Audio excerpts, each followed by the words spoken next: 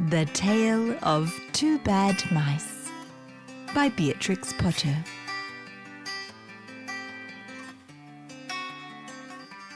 Once upon a time there was a very beautiful doll's house. It was red brick with white windows, and it had real muslin curtains and a front door and a chimney. It belonged to two dolls called Lucinda and Jane. At least it belonged to Lucinda, but she never ordered meals. Jane was the cook, but she never did any cooking because the dinner had been bought ready-made in a box full of shavings. There were 2 red lobsters and a ham, a fish, a pudding, and some pears and oranges. They would not come off the plates, but they were extremely beautiful. One morning Lucinda and Jane had gone out for a drive in the doll's perambulator. There was no one in the nursery, and it was very quiet. Presently, there was a little scuffling, scratching noise in a corner near the fireplace where there was a hole under the skirting board. Tom Thumb put out his head for a moment and then popped it in again. Tom Thumb was a mouse.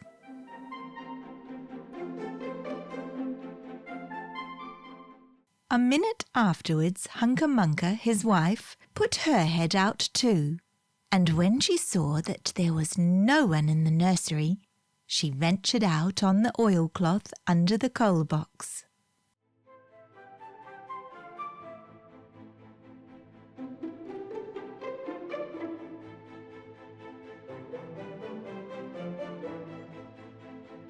The doll's house stood at the other side of the fireplace.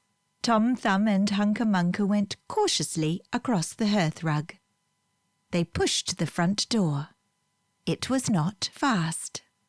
Tom Thumb and Hunca Munca went upstairs and peeped into the dining room. Then they squeaked with joy. Such a lovely dinner was laid out upon the table. There were tin spoons and lead knives and forks and 2 dolly chairs, all so convenient. Tom Thumb set to work at once to carve the ham. It was a beautiful shiny yellow, streaked with red. The knife crumpled up and hurt him. He put his finger in his mouth. "It is not boiled enough. It is hard. You have a try, Hunca Munca." Hunca Munca stood up in her chair and chopped at the ham with another lead knife. "It's as hard as the hams at the cheesemonger's," said Hunca Munca. The ham broke off the plate with a jerk and rolled under the table. "Let it alone," said Tom Thumb. "Give me some fish, Hunca Munca." Hunca Munca tried every tin spoon in turn. The fish was glued to the dish. Then Tom Thumb lost his temper. He put the ham in the middle of the floor and hit it with the tongs and with the shovel. Bang, bang, smash, smash. The ham flew all into pieces, for underneath the shiny paint it was made of nothing but plaster. Then there was no end to the rage and disappointment of Tom Thumb and Hunca Munca. They broke up the pudding, the lobsters, the pears and the oranges. As the fish would not come off the plate, they put it into the red-hot crinkly paper fire in the kitchen.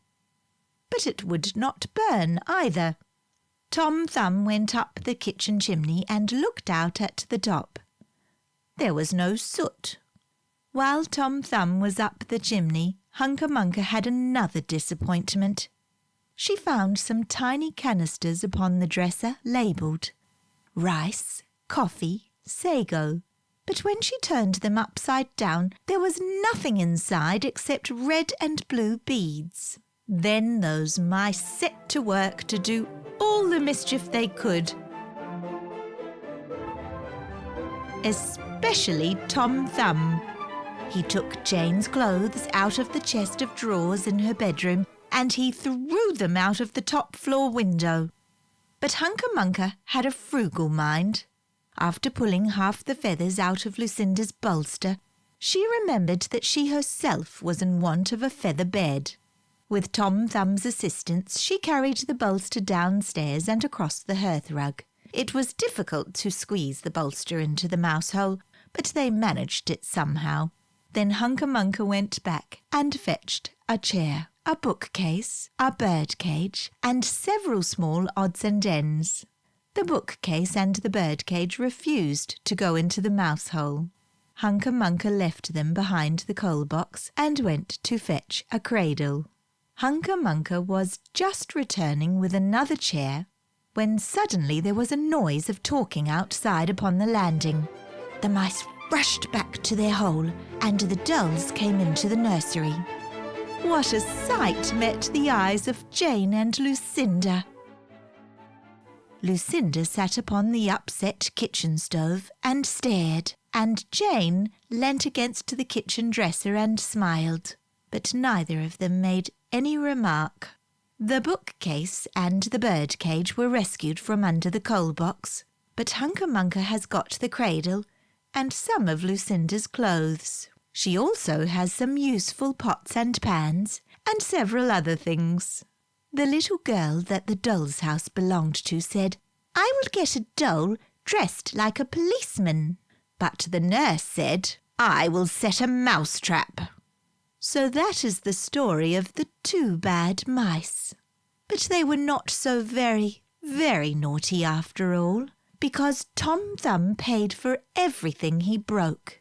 He found a crooked sixpence under the hearthrug, and upon Christmas Eve he and Hunca Munca stuffed it into one of the stockings of Lucinda and Jane. And very early every morning, before anybody is awake, Hunca Munca comes with her dustpan and her broom to sweep the dolly's house. The end.